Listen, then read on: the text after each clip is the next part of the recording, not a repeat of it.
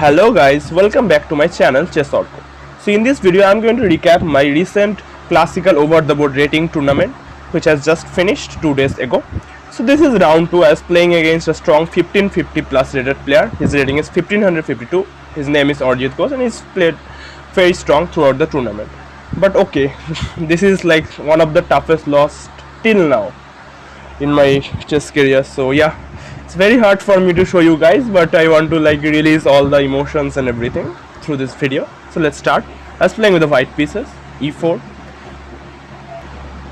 e5, knight f3, knight c6, bishop c4, the Italian or the Jacobiano, c3, knight f6, and here I played a very subtle opening novelty which has been played, obviously, which has been played through a lot of games, but in our level it is not played that often. In the club level, I would say. So yeah, I played d4, but that's not the novelty. Takes and b4. So this idea I took from a game of Daniel Dubois versus Karyakin from 2021 Russian Championship, I guess. So Dubois played this and won a beautiful game, and there is lot of venom in this position. So if your opponent is not well prepared, it's very hard for him or hard to play this position over the board. So that's what I was relying on, and he was not even well prepared. So bishop b6 is the main move. e5, d5. There is a lot of lines here. Is knight e4 is a line there. Bishop d5, knight captures c3, knight captures c3, b captures c3, bishop g5, knight e7, and something like castles, h6, bishop h4, castles, rook e1, and there is a lot of lines which was in my notes, thankfully. But in the game my opponent chose a more human approach, which is d5, just to counterattack my light square bishop. Pawn capture f6, pawn capture c4, queen e2 check, bishop e6, and b5. And here my opponent already made his first fatal mistake, which is d3.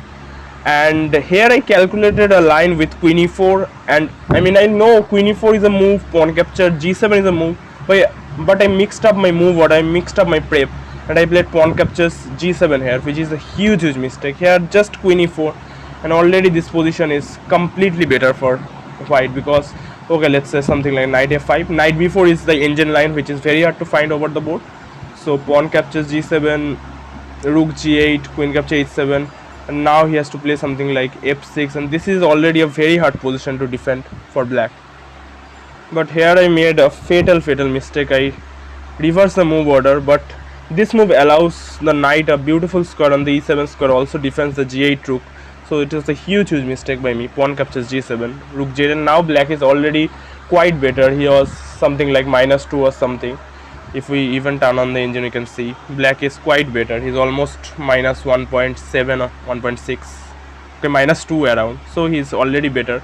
But if you see in this position, if we play queen e4, the position is equal. He has to find this, and if he plays this is already quite better for us. Okay, we have even bishop g5, queen d5, queen captures. So yeah, this position is already quite better for white.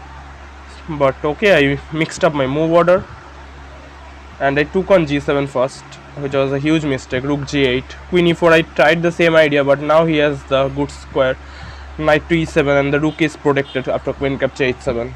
But still it's a game. Queen d5, bishop g5. My idea is to take on e7 and stop castling.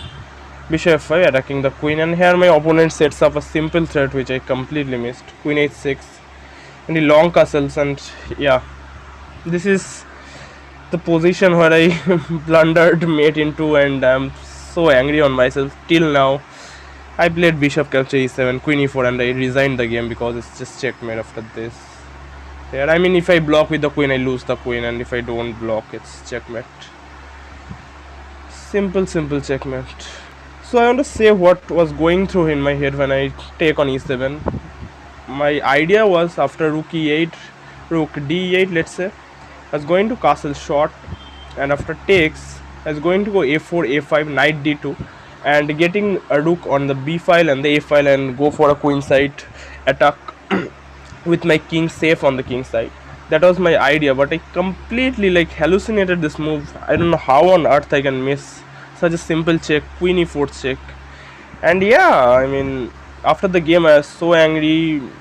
It took me almost 2 hours to recover, and I had the next round in the next hour as well, next round in the next 2-3 hours, so I had to recover quickly. But yeah, I've already shown one of my worst losses ever, where I blundered mate in 2 in a classical game. I had almost 30 minutes time advantage at this point. I have 1 hour and my opponent has 25 to 30 minutes because he is out of his prep. But still I blundered, and it happens, it's life. Chess is just like life.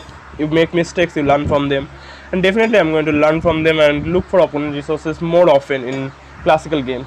So I hope you guys liked this video. If you liked it, then like, share, and don't forget to subscribe to Chessorko channel. And also always look for opponent sets. That's the main learning from this game. Never ever underestimate your opponent's sets. They can be dangerous or easy to prevent, but try to prevent them as soon as possible. Goodbye guys.